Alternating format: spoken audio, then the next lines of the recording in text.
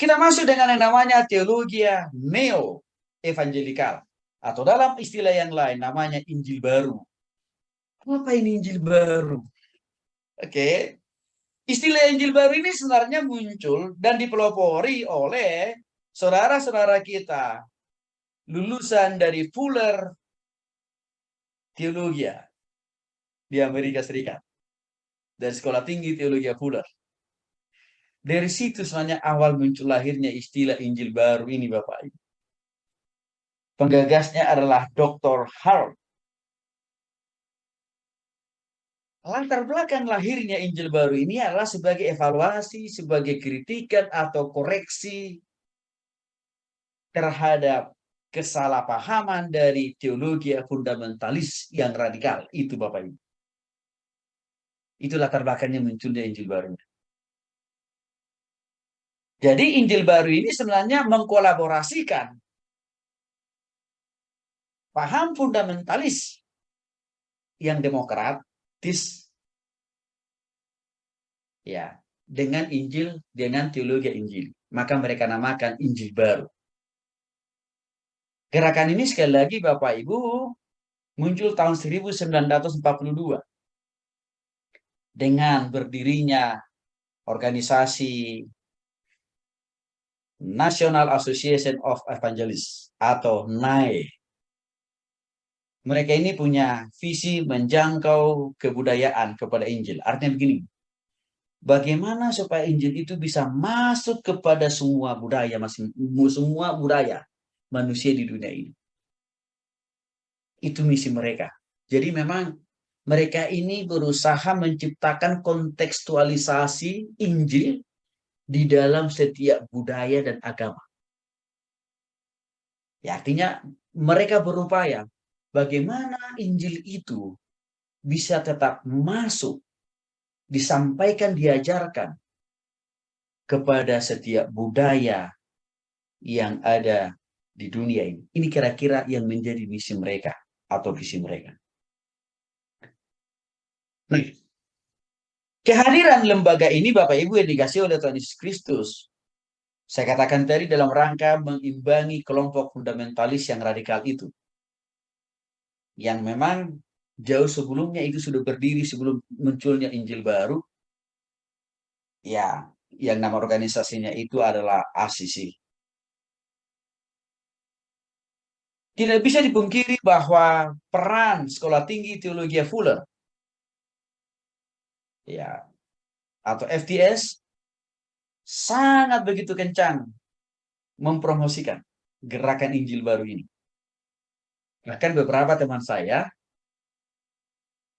dia pernah ikut diundang ke Fuller Amerika sana untuk mengikuti pelatihan selama 1 bulan ya. Dan mereka dilatih untuk memahami paham dan pengajaran dari Injil baru ini. Ya.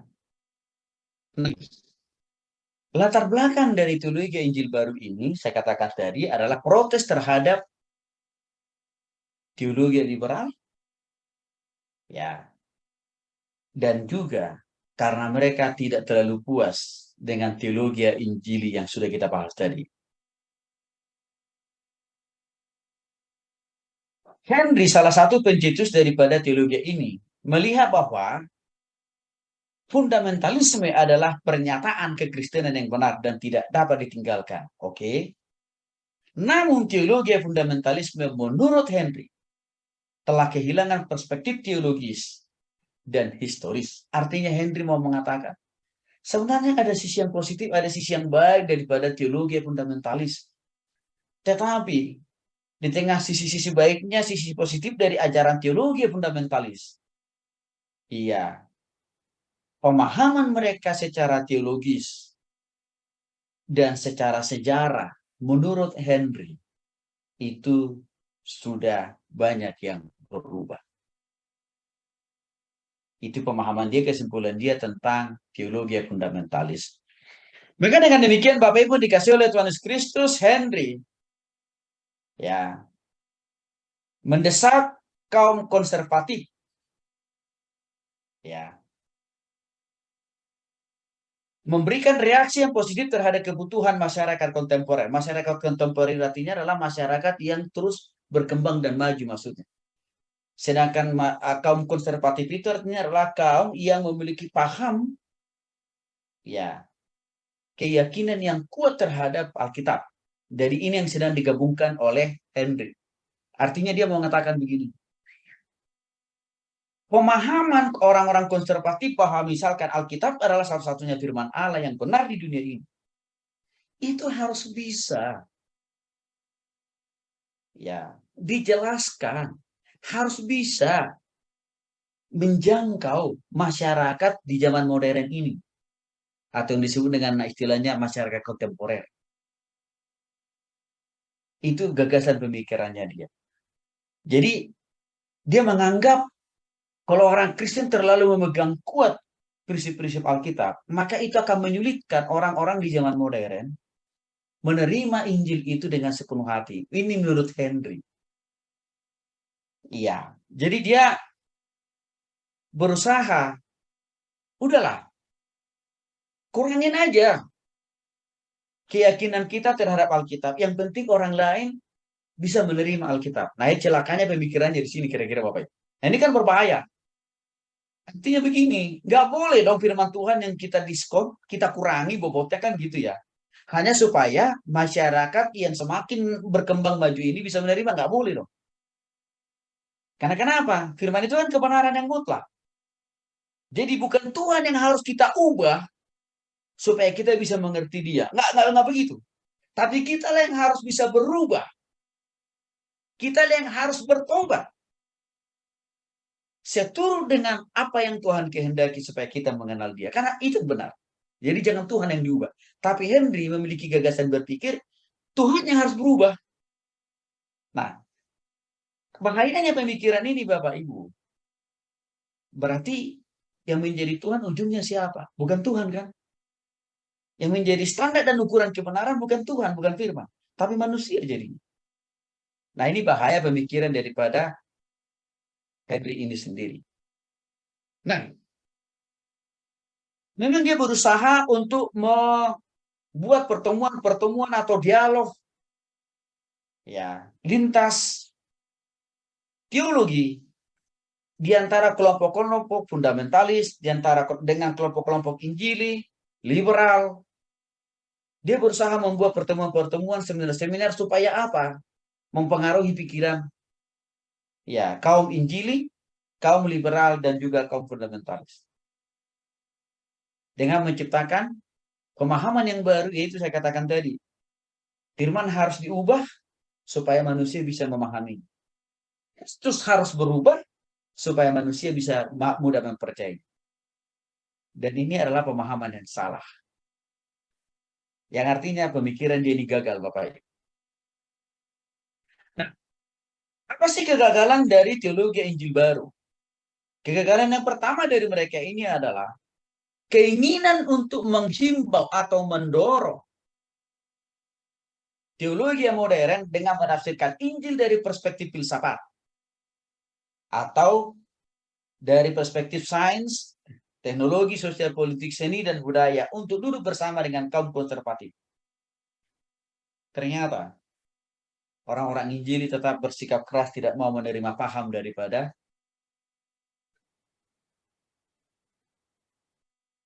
penggagas teologi Injil baru.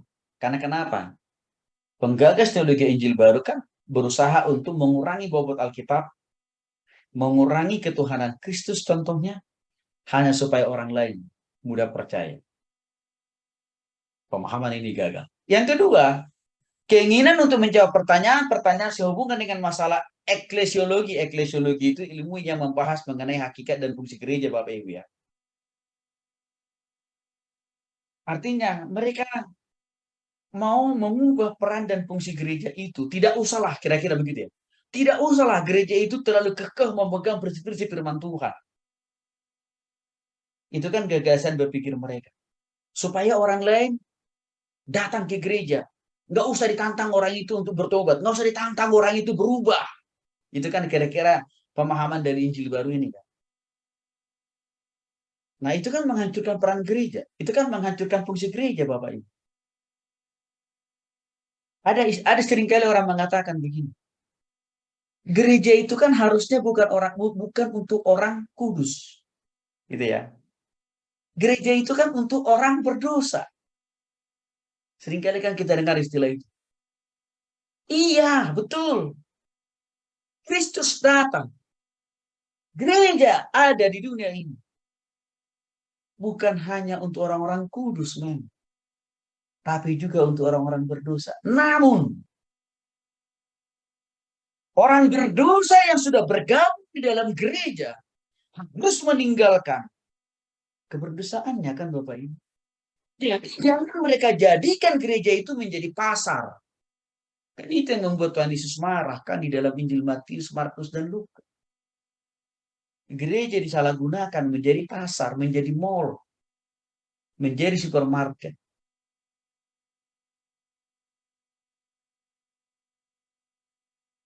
Ini yang tidak benar pemahaman. Jadi setuju kita. Gereja itu memang juga untuk menjangkau orang berdosa.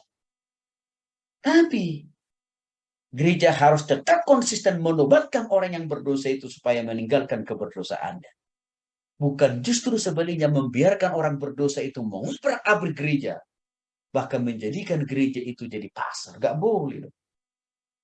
Maka dalam konteks ini sebenarnya Bapak Ibu, khotbah-khotbah pengajaran kita tidak boleh kita kendorkan hanya supaya jemaat kita banyak. Sehingga pengajaran kita, khotbah kita tidak berani menyentuh masalah tentang dosa. Gak boleh. Tapi justru khotbah kita harus makin kencang menelanjangi keberdosaan manusia sampai mereka bertobat dan berjumpa pada Kristus. Nah, paham teologi Injil baru bukan seperti itu, Bapak Ibu. Tapi justru mereka mengurangi bobot peran gereja itu. Yang penting orang banyak datang ke gereja. Kacau pemahaman ini. Jadi itu kegagalan cara berpikir Injil baru ini. Ya. Nah, mereka memang selalu berusaha bagaimana firman itu relevan menjawab setiap perkembangan ilmu pengetahuan. Sebenarnya kita setuju. Tetapi yang jadi masalah, paham teologi Injil baru ini. Seringkali mereka lebih baik membuang prinsip-prinsip Alkitab hanya agar pengetahuan ya bisa masuk di dalam kebenaran firman Tuhan. Kan tidak boleh. Bapak Ibu dikasih oleh Tuhan Yesus Kristus, Amsal pasal 1 ayat 7 berkata, takut akan Tuhan baru ilmu pengetahuan. Artinya apa? Justru firman Tuhan mengatakan, sumber dari pengetahuan itu adalah dengan takut kepada Tuhan. Artinya apa? Semakin total, sungguh-sungguh percaya dan bertobat kepada Tuhan. Itu akan menumbuh kembangkan pengetahuan seseorang. Injil baru gagal memahami ayat itu. Sehingga mereka mengajarkan, tidak usah terlalu rohani. Supaya orang pintar. Terbalik logika berpikirnya Bapak.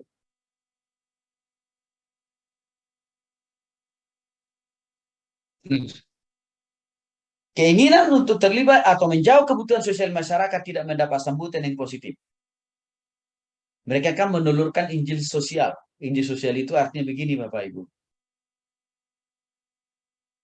Pemberitaan Injil itu tidak hanya sekedar membuat orang bertobat terima Yesus, tetapi mereka katakan pemberitaan Injil itu juga harus juga dengan melakukan aksi-aksi sosial. Contohnya apa? Memberikan bantuan kepada orang yang miskin.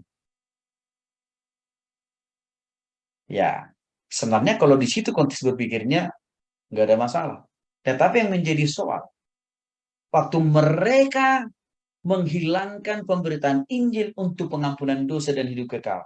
Dan hanya mereka melihat Injil itu hanya sekedar membantu orang yang susah, menolong orang yang miskin. Kan ini menjadi salah. Jadi, di sini kita lihat bahwa Injil baru ini banyak mengalami kegagalan.